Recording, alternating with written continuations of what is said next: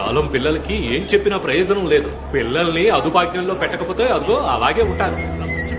కొట్టినా కూడా సిగ్గు లేకుండా అలా కూర్చొని చూస్తున్నాడు చూడు. ఇలాంటి వాడి వల్ల కుటుంబానికి ఎటువంటి ప్రయోజనం ఉండదు. నీకేం కావాలి? ఇదిగో తిను, లెగ్ పీస్ తిను, బాగుంటుంది.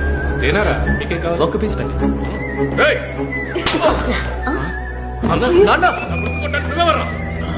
వాడు ఏమన్నాడో విన్నావుగా? వాడు అన్న దాంట్లో తప్పే ఉంది. ఎవరి పని వాడు చూసుకుంటే చాలు. అలా అయితే నేను ఎప్పుడో పుట్టుండాలి కదరా. నాన్న వద్దు నాన్న. అయినా నా కొడుకుని కొట్టే హక్కు నీకెక్కడుందిరా?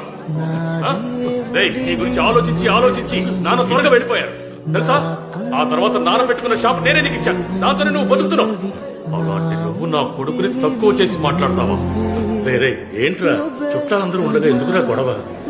అలాగా చెప్పాలనుకున్న దాన్ని అప్పుడే చెప్పేయాలి. చుట్టూ ఎంతమంది ఉన్నా సరే చెప్పేయాలి. అదే కదా ఇంతకు ముందు మీరు నాతో చెప్పారు. అందుకే ఇది ఇప్పుడు చెప్తేనే కరెక్ట్ గా ఉంటుంది. నలుగురు ముందు చెప్తేనే వీడికి బుద్ధి వస్తుంది. ఉద్యోగం సద్యోగం లేకుండా బేవర్స్ గా తిరుగుతున్నాడు. వీడికి సపోర్ట్ చేస్తున్నావు. నీకు సిగ్గుగా లేదంట్రా?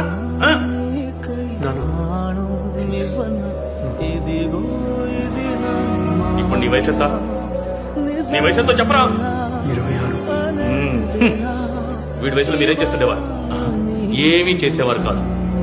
సిగ్గు గురించి మాట్లాడారు కదా. కోళికోట్లో పక్కింట్లో ఒక అమ్మాయితో మిమ్మల్ని చూసి కట్టి పడేసినప్పుడు ఆ రోజు మన నాన్న పడిన బాధలో వెయ్యో వంతు కూడా వీడి వల్ల నేను ఎప్పుడు అనుభవించలేదు. ఒకళ్ళకి నీతులు చెప్పేటప్పుడు వాళ్ళ గురించి కాస్త ఆలోచించుకోవాలి. అప్పుడు నీతులు చెప్పాలి. నా కొడుకు ఎలా బతకాలో వాడికి తెలుసు. వాడికి ఎవరో నీతులు చెప్పక్కర్లేదు.